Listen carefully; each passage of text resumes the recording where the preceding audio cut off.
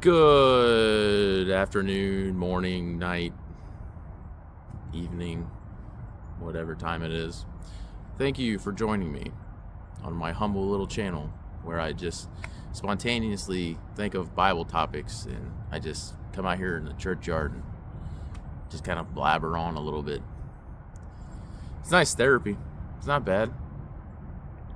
I'm not great at it, but I think I'm okay. So, what I have in mind is an overview of Isaiah chapter 9, verse 6. This video is actually for a specific person that brought this verse up to me. So, I'm going to do my best to present how I look at this verse, how I look at the Trinity, and I'll do my best, okay? Now, I have a very unique translation. Most translations... Oh, did I read Isaiah 9:6? No, I didn't. Sorry. Like I said, I'm okay. I'm not great. So, and I should have brought glasses because I swear I'm just... depth perception gone. For unto us a child is born. Unto us a son is given. And the government shall be upon his shoulder, and his name shall be called Wonderful, Counselor, the Mighty God, the Everlasting Father, the Prince of Peace. That is what our, I was going to say main translations, but I think it was about 99% of the translations I saw on Bible Hub. That is based on the... I think it's pronounced Masoretic text, the Jewish text. I think it's from about 700 AD is the earliest manuscripts we have for their text. I saw that verse on a Christmas card a couple of weeks ago. So it's strange that it would come up now. Everlasting Father. A son is given, a child, but then he's called Father. You know, so I looked at it on the Christmas card and I thought, why? How can I make sense of that? How can he be a son and born, but also be a father? And I've made it clear on this channel that I do not believe in the Trinity. I used to. I tried to explain it. Hey, here's one way I tried to explain it to someone once. I said, look at an egg. You know, you got the shell, and then you got the white underneath, and then you got the yellow in the middle. See, it's three, but then together they're one egg. I think back to saying that, and it doesn't make sense. I could do that with anything with three parts. It's not an explanation. Sorry about the firing range across the street. If you heard that they might go a little bit crazy. I thought I had a good opening window here, quiet, but maybe not. Yeah, but yeah, there they go again. Whatever. I think it means I'm on track, so I think it's a sign. You can choose, you can pull anything out of nature or anything else to try to explain it, but I couldn't. I looked at what Paul said. For us, there is one God, the Father, out of whom all is, and one Lord, Jesus Christ, through whom all is. I can't get a more clear statement than that. The Lord himself said that he can't do anything without the Father, that the Father is greater than him. And then you can get into the Athanasian Creed and all of that. Not necessary today. But I do not believe in the Trinity. I believe that Christ did exist before Mary, before he was born through Mary. I do believe that. But I do not think that he is God himself. A son cannot be... Well, a son has a beginning. A father doesn't. So Revelation chapter 3 calls him the beginning of the creation of God. So I see him as the first thing that God made, and then everything else was made through him. That way, when you get to the crisis of the ages or the eons, you have someone that can actually act on behalf of the rest of creation, because the rest of creation came through that one as the ultimate representative, not just of humanity, but of celestial beings. So my translation that I brought up,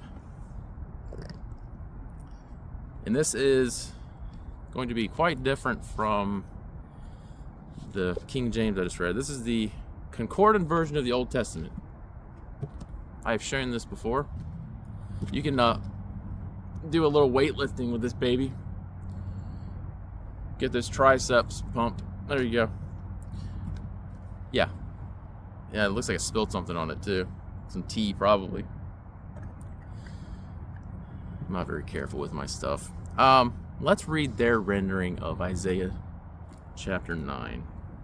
Now, over the years, they have edited their translation. They've refined it. This one, I think, is from recently. I want to say, 1 second. This is the 2021 second edition. Okay, so let me try to squint and see what it says. Let me get my bookmark out of the way. Okay, so we got Isaiah 9:6. Now remember all the titles that we read for the King James Version and the rest of them. The wind is blowing my page. All right, for a boy he is born to us, a son he is given to us, and the chieftainship shall come to be on his shoulder. So they're up to this point, the translations are the same. Here's where they completely part ways. And one shall call his name Marvelous. And they have it in capital. I'll show you in a second here. Counsel to the master shall he bring, unto the chief well-being. And then that's the end of verse 6. So instead of listing a bunch of names, there. All right, where's it at? Where's 6? Let's see if I can get it. Can you see it? I can't see what I'm trying to look under it. Anyways, it's on this page somewhere. Okay, it's quite different from the King James Version. It is quite different. At the bottom here, they've got a little note. So for counsel, we have well-being. Okay, well, that's not important. But it shows at the bottom that the Hebrew text, the Masoretic text, it says Counselor, Masterful El, or God, Father of the future, Chief of well-being. But then it says LXX right after that. That is a little abbreviation for the Septuagint. The Septuagint is the Greek version of the Old Testament. It's a translation that was done about 300 years before the birth of Christ. While I'm sure there is quite a bit of contention with some of the things in the Septuagint, I think that it has to be held in high regard because of, well, the fact that it's based on a manuscript that's 1,000 years older than the Hebrew text that we're using. So they are looking at the Septuagint, and here they have Messenger of mighty counsel, for I shall bring peace to the masters, well-being and health to them. That is what the Septuagint says. Instead of God, it says messenger. It says mighty counsel, and it says, for I shall bring peace to the masters. It's got a verb in there where the verb is missing in our Hebrew text. So now that I have established that they do translate it differently, how did they get this translation? Now, After I do this video, I took everything I'm going to say today and I threw it. Come on, buddy. I threw it into Google Notebook LM, and it gives a nice summary. The audio, though, is kind of glitchy. That's why I don't really care to use it. Maybe they'll fix it, but there's a lot that I have to go over to help you understand why they translate it. So what they did was, usually you got your main Septuagint translations. So just remember, the Septuagint is the oldest Greek translation of the Old Testament, the Hebrew Scriptures, done about 300 BC. Some translators will, they'll translate the Septuagint and they will give you that rendering. It'll use the word messenger. It'll have the verb bring. The Hebrew text obviously kind of lists all of these things as names. So they took both of them, and instead of choosing one or the other, they said, well, and they teach against the Trinity as well. They do not believe in the Trinity. But it was beyond that. It's the fact that it really doesn't make sense in the context. It says his name will be singular. His name will be wonderful. That's the first listing, right? His name will be wonderful. Well, you can go to Judges chapter 13. You got the father of Samson, Manoah, and he's approaching this very mysterious messenger of the Lord. And the messenger says, well, he asks his name. And he says, why do you ask my name? For it is wonderful. That's in Judges 13. Many see that as what we call a theophany or a Christophany, a little visitation from the Son of God. And the way I look at things is like this. I brought a penny. Paul says that Christ is the image of the invisible God. So we haven't ever seen God. No one in the old times saw God, literally. But to have an image, look at this. This penny is a little worn down. So I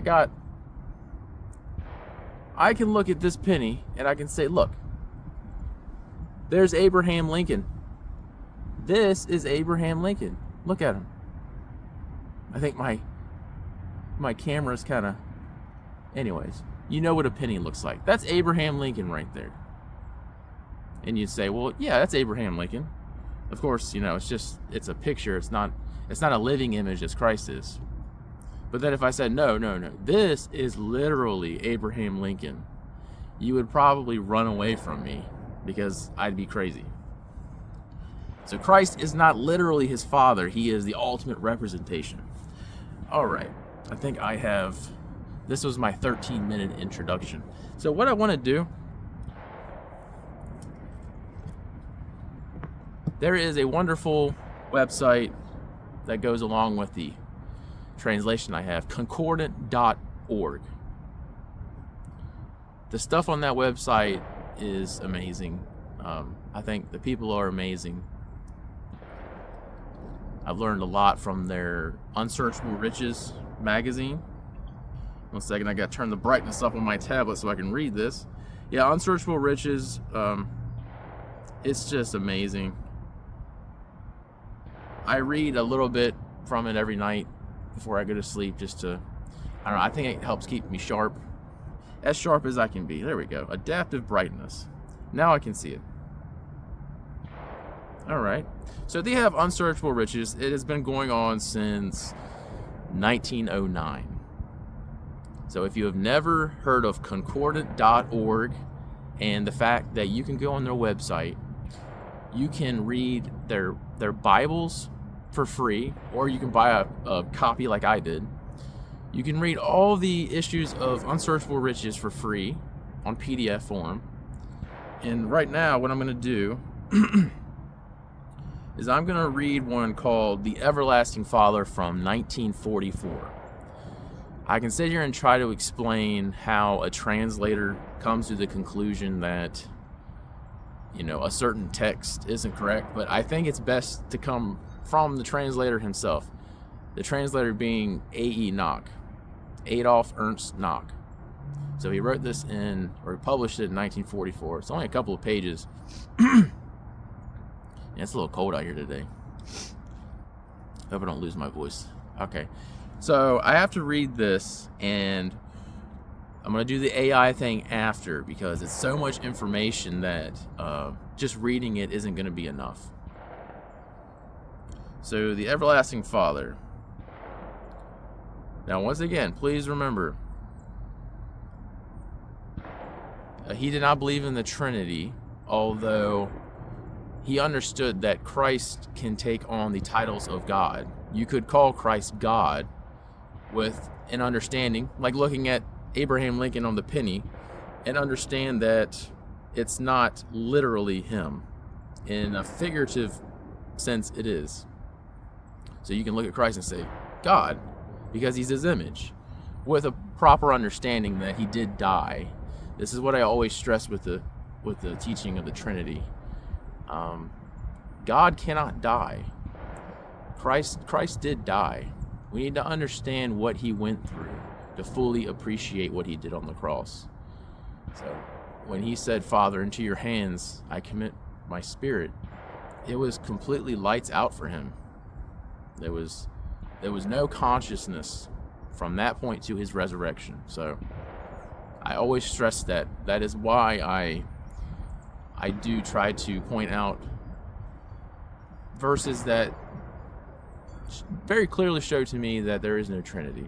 So let's read this, and then I'm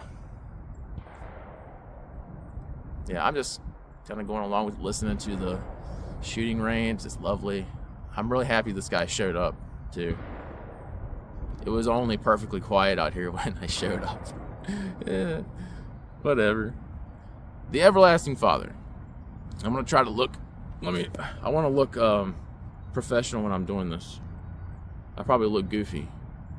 All right. Messiah's names are a fruitful and delightful theme of meditation. In the prophecy of Isaiah, chapter 9, verse 6, we have a cluster of exceptional brilliance. There we read that his name shall be called Wonderful, Counselor, the Mighty God, the Everlasting Father, the Prince of Peace. Such is the text of our authorized version. So he's talking about the King James Version. He whose name is above every other cannot be lauded beyond his infinite merits. True. He is indeed wonderful, and the counselor without compare. He is the mighty God. Now, Mr. Nock is not taking this as he is literally his father. He understands that you can call him God, but even Doubting Thomas called him God. But if you ask a Jew how many gods there are, they're going to say one. Hear, O Israel, the Lord your God is one God. The Lord himself recited that. So when he says he is the mighty God, he has it. He's saying it with that understanding. He is the mighty God, the Prince of Peace. But one of these names causes us to question its aptness. In this context, he is set forth as the child that is born and the son that is given. How then can he be the father also? So I already brought that up. How can he be the son and the father? He can't be his own father. Fatherhood and sonship are always contrasted elsewhere in the scriptures. Our venerable... Wow, that guy's getting louder.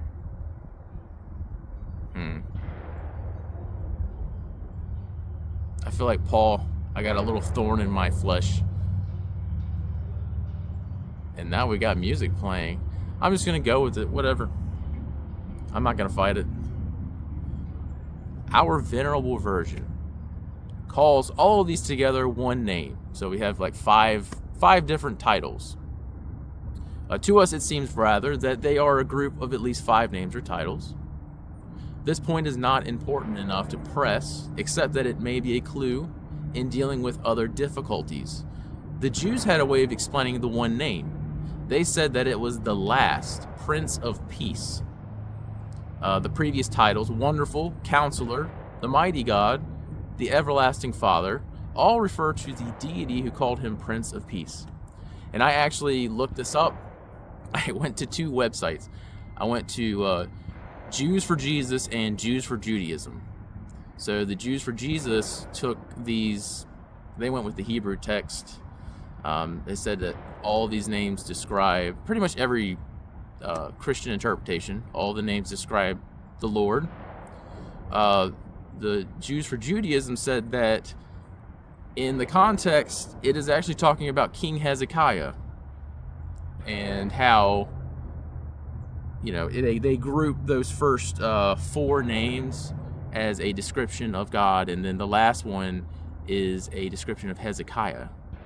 So that's their conclusion to that. So, and then I've read through a bunch of commentaries just to see, I wanted to get the feel of what people thought about this verse, and it is very much contested. I mean, I was on like a Reddit forum just scrolling through, and good grief, it's wild. So let me finish establishing what I believe here.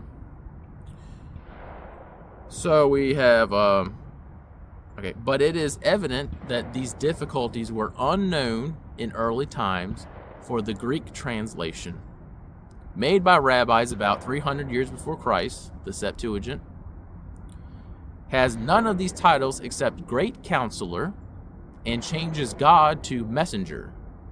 They change Father to Bring, so it changes a noun to a verb, and makes chiefs plural. The AI is going to explain all this for you. This should show that the text needs investigation in order to discover, if possible, its original form. As our present Hebrew text was much mutilated during the great controversies of the first century of our era, it is often wise to inquire how the Greek version reads. The manuscripts of the Septuagint, I think Septuagint means 70, if I'm remembering that right. The manuscripts of the Septuagint go back about 500 years before the earliest Hebrew text. Besides this, the translation is based on a text at least 500 years earlier than this.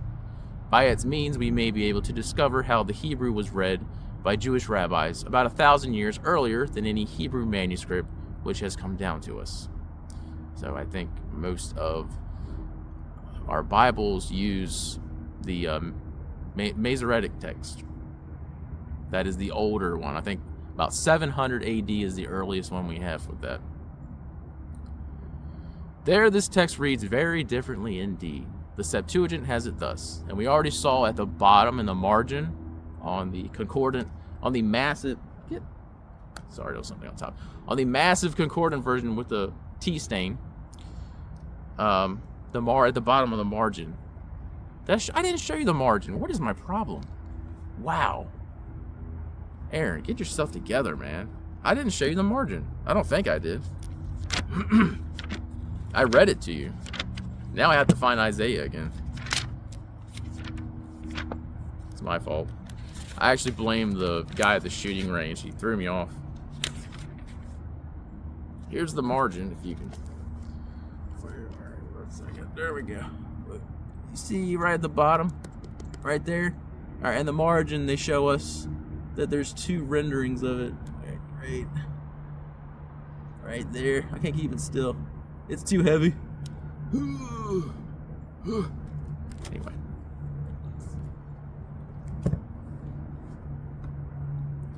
Alright. There, this text reads very differently indeed. The Septuagint has it thus. His name shall be called Messenger of Great Counsel, for I shall bring peace on the chiefs and soundness to him.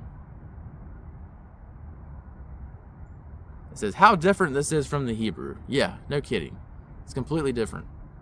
To be sure, one Greek text, Alexandrinus, that sounds better, Alexandrinus, we'll call it that, adds, marvelous advisor, strong authority, chief of peace, father of the future eon or age.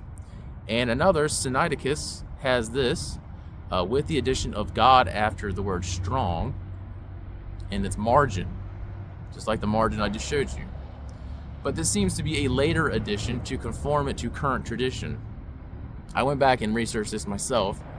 It seems like one of the main early so-called church fathers that tried to combine the two, or I don't know, maybe he was just trying to harmonize the Greek and the Hebrew. Origen. He's got this huge work, and I can't remember the name of it now, but he did this huge compilation. But I think he was pretty instrumental in like this with these old manuscripts. Alexandrinus, the rendering that we have that wasn't in the Septuagint. Not just him though, there's others. So the early church fathers sort of contributed to what we have today.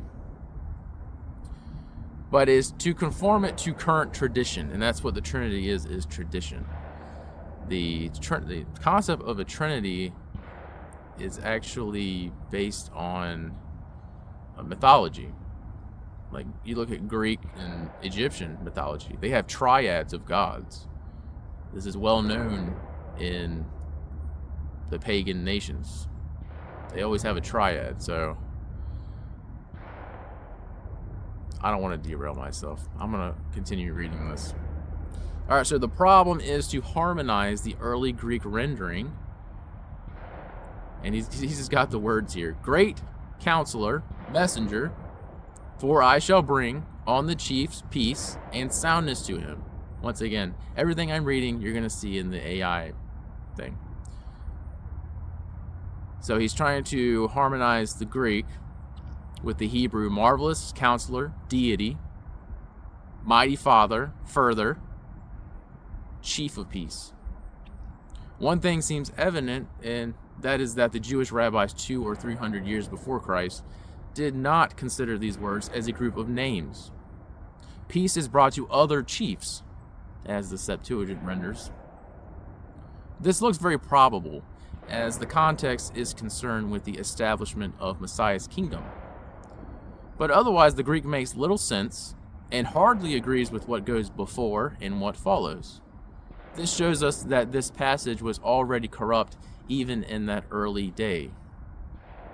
So he's saying that even the Septuagint has issues on this. In that case, we shall have to use a more drastic method in restoring it.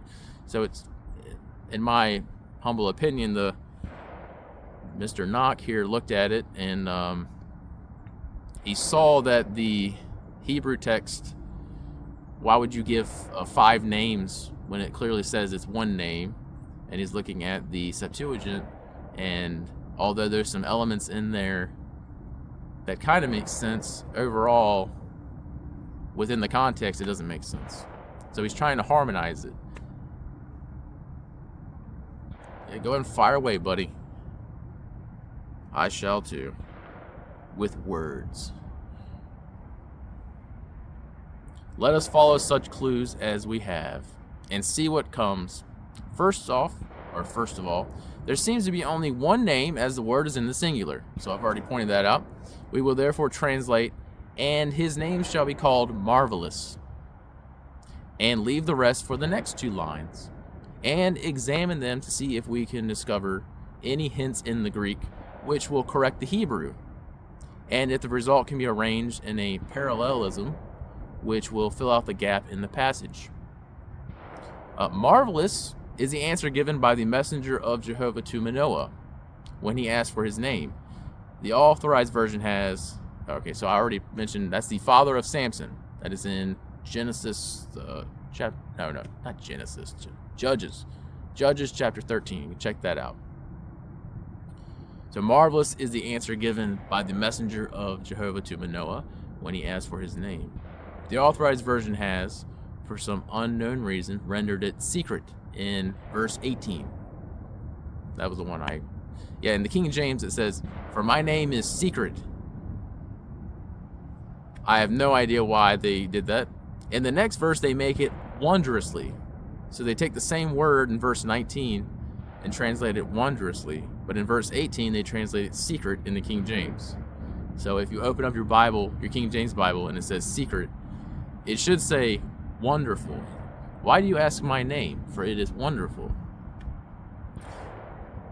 The Messiah will do marvels in the day of his power. He has already earned the right to this name in his humiliation. But that day will be a day of marvels. The most striking clue is the Greek word I shall bring. So the Hebrew is Abia, A-B-I-A. I'm not going for correct pronunciation here. I'm just reading this. So this is from the Septuagint. The word bring. It says I shall bring. So the Hebrew is A-B-I-A, Abia, which would look very much like father, which is Abi, A-B-I in Hebrew.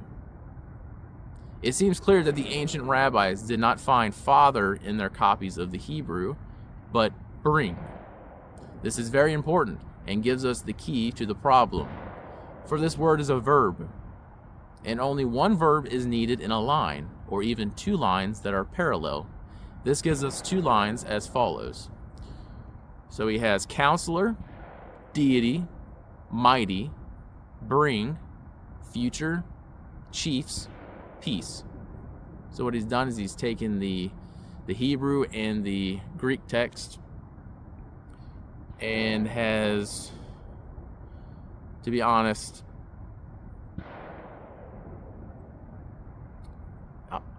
once again, the AI is going to clear it up. I'm trying to explain too much. I need to just read this. Is there a parallel between them? So we have mighty ones and chiefs. Chiefs is plural in the Greek. So we paired mighty ones and chiefs in a little couplet. Counsel and peace would make a pair. So we will change counselor to counsel, as the difference in Hebrew is insignificant. The words future and deity are not parallel, so we must seek alternatives. Deity, El, or sometimes in the concordance it's AL. Strange to say, also means to, like toward, T-O. This change seems to solve the major difficulties. It now may be rendered, counsel to the mighty shall he bring, to the chiefs of the future peace. So he changed father. He saw father as a copyist error, possibly, and changed it to the preposition to. If you look in Strong's Concordance, the word El in the noun form means God. As a preposition means to, like towards something. That was interesting. I'd never known that. So he changed his father to T-O. Oh, no, I got that wrong. I'm sorry. Father's bring. I got it backwards. It was God, where it says everlasting God. That is translated to. Father is changed to bring because the Septuagint, once again, the spelling, I think. No. See, now I'm all confused because I'm not a translator. I'm just gonna finish this, all right? We're gonna clear it up. This is a lot of information. So this is how they rendered it. We will now set forth the whole passage. In order to show the parallelisms and correspondences and see if our rendering is agreeable to the context, this is the final test of such a restoration as this, which goes back before our records, so that direct evidence is not available. Two questions must now be settled. Does it fit perfectly into its place in the text, so that it not only makes good sense, but supports and conforms to the lines before and after it? The second is, does it harmonize with the truth as set forth elsewhere? If both of these tests are passed, there is little more that can be done. On one point, a slight change is needed. The Greek has the first person, I shall bring. That's in the Septuagint. The context seems to demand the third, he shall bring. The passage now reads as follows. For a boy is born to us, a son is given to us, and the chieftainship is to be on his shoulder, and his name shall be called Marvelous. Counsel to the mighty shall he bring, to the chiefs of the future peace, to the vastness of his chieftainship, and to the peace there is no end. He is on the throne of David, and over his kingdom to establish it, and to brace it with judgment and with justice, henceforth and for the future aeonian. The zeal of Jehovah of hosts will do this. A more harmonious couplet could hardly be found for the setting. There are none of the disturbing elements left. The Son is not called the Father, yet he still remains the Counselor and the Prince of Peace, even though these are not given as his titles. His relation to the rulers of that day, when his reign extends over the whole earth as Counselor, is fully sustained elsewhere. And who doubts that he will bring peace? The next two lines amplify the thought in space and time. Of his kingdom there shall be no limits and no consummation, for he hands it over to God the Father when he has brought it to perfection, that God may be all in all.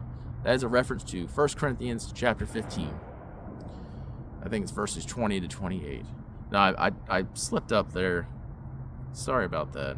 I got a little confused.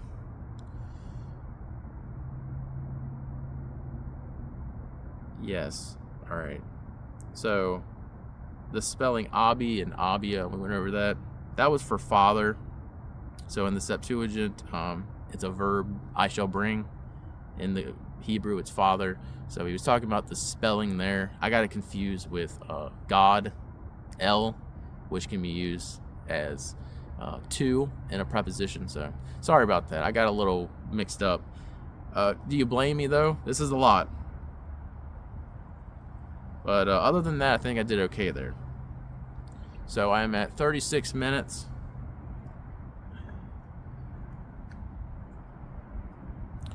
So our concordant folk, they've taken the two, they've tried to harmonize them sort of as like a poetic couplet, a parallel. Now I have taken everything that I've talked about and I put it into the AI, and although it's not, I wasn't pleased with the outcome of it. I still think a lot of the visuals that it's created can help. Visual learning for me is much easier than just hearing someone say something.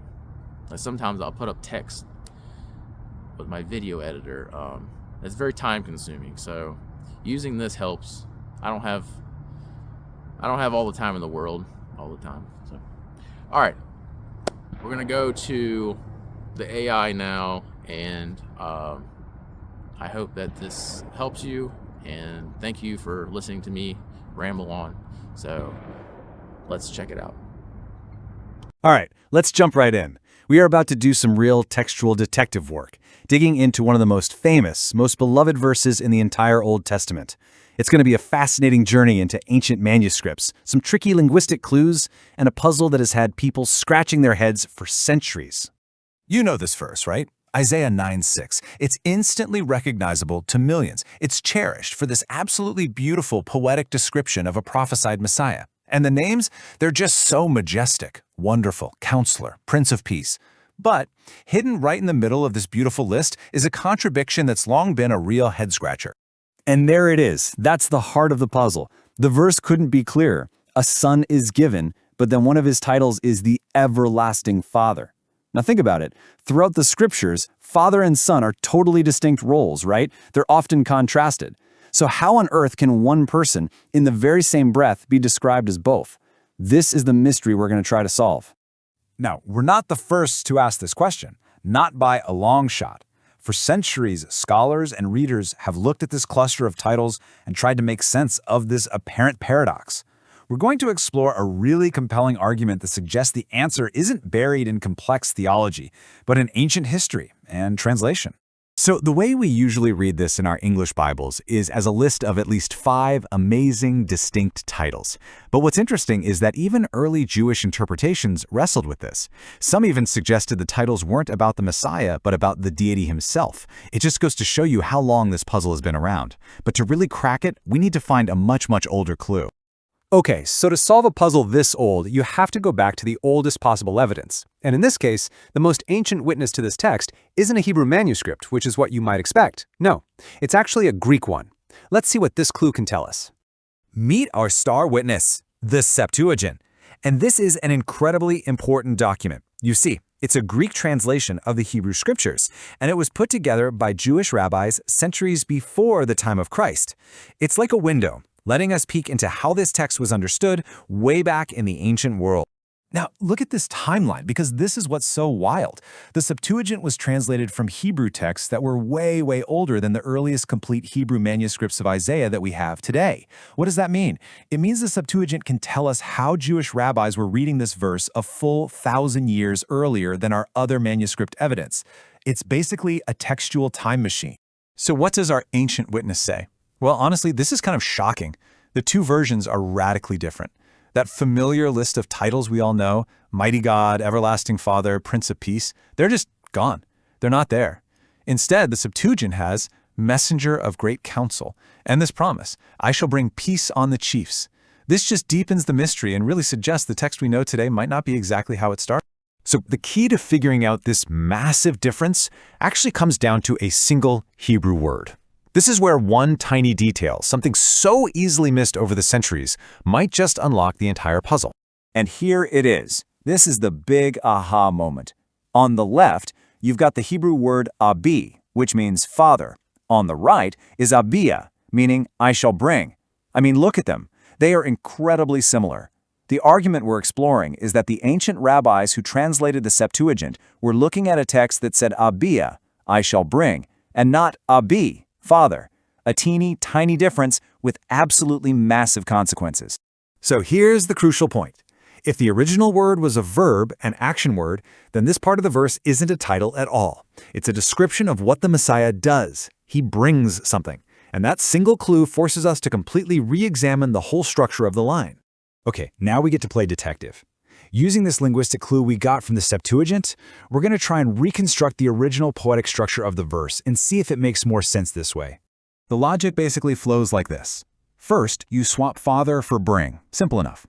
Second, the Greek text hints that mighty ones and chiefs are plurals that belong together.